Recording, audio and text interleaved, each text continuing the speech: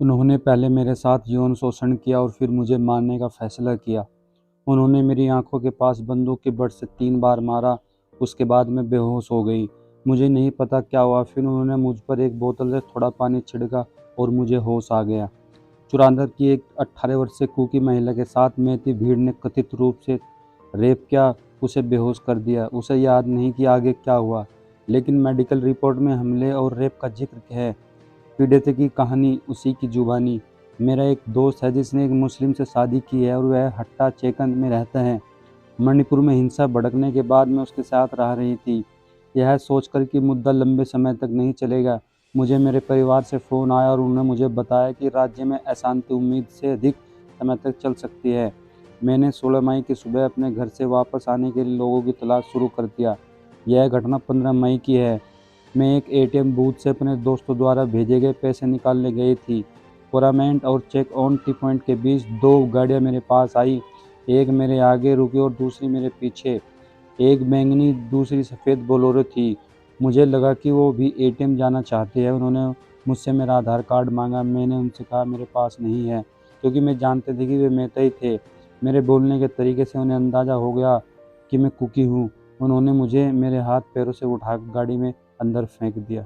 उन्होंने मुझे शाम करीब 5 बजे पकड़ लिया और सुबह होने तक पीटते रहे। वहाँ आई सभी मेहते महिलाओं ने मुझ पर हाथ रखा।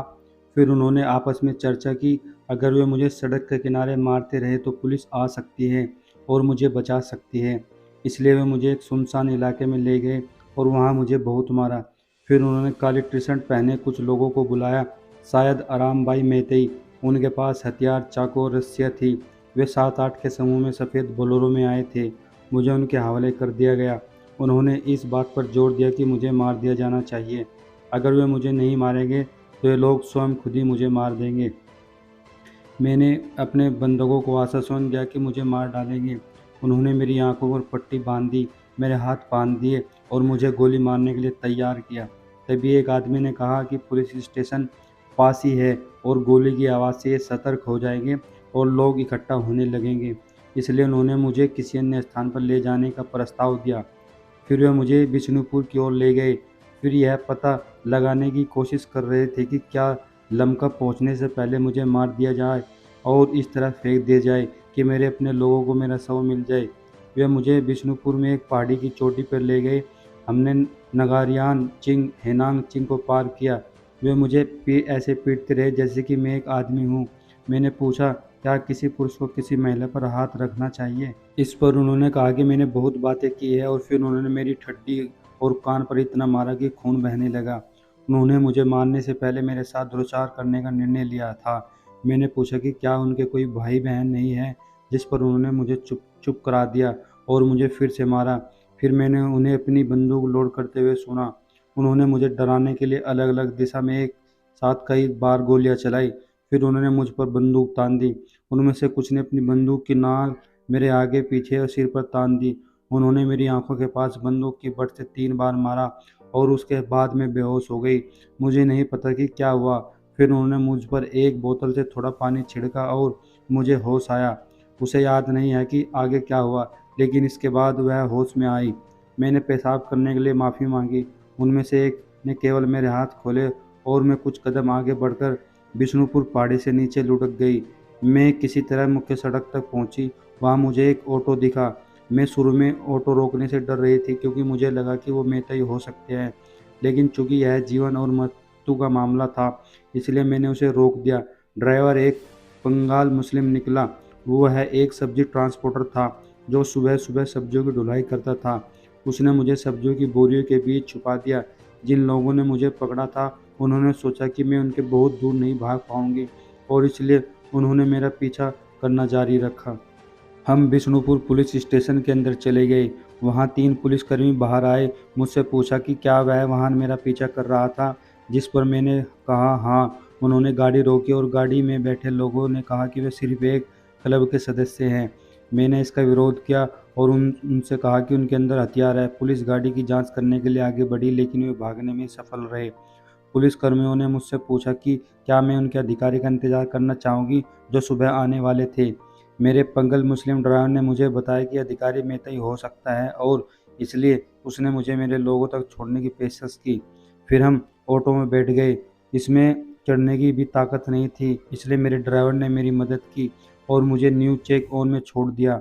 वहाँ मेरी माँ ने मुझसे कहा कि हमारे अपने कुछ लोग अभी भी न्यू लामोशन में होंगे, इसलिए मुझे उनसे संपर्क करना चाहिए। वहाँ पहुँचने पर ड्यूटी पर मौजूद कुछ लड़कियों ने मुझे देखा, लेकिन मेरी हालात देखने की हिम्मत नहीं कर सकी। टीटी हावोकिप के निवास पर मैं वहाँ 2 दिनों तक ऐसा ही होकर पड़ी रही। 18 मई को मुझे कांगपोकी में किसी का फ़ोन आया कि उसने मुझे वहाँ पहुँचने में मदद की और मुझे सीधे एक डॉक्टर के पास ले गया। डॉक्टर ने मेरी आंखों और कानों की जांच की और दवाई दी और कहा कि यह गंभीर हो सकता है। अपने चेकअप के बाद मैं सापरमीना गांव में एक राहत शिविर में रुकी। कुछ नेता और पादरी मुझसे मिलने आए और वे भी मेरी कमज़ोर और दयनीय स्थिति में नहीं देख सके। मुझे ग्लूकोज ड्रिप लगाई गई। गला घोटने के कारण मेरी गर्दन में होने वाले असहनीय दर्द के कारण मेरे लिए पानी पीना या कुछ भी खाना बहुत मुश्किल हो गया था। मैं ग्लूकोज पर थी और हमेशा अपने बिस्तर पर रह रही थी। मेरी हालत ख़राब हो गई। पहले कांगपोई में एक पुरुष डॉक्टर ने मेरी जांच की और फिर बाद में नेताओं की मदद से मुझे सापरमीना में एक महिला डॉक्टर के पास रेफ़र किया गया। उन्होंने कहा कि मेरी कम उम्र के कारण मुझे अपनी चोटों से बढ़ने में दिक्कत हो रही थी। फिर मेडिकल जांच में खुलासा हुआ उस दिन उसके साथ रेप किया गया था और उस पर हमला किया गया था।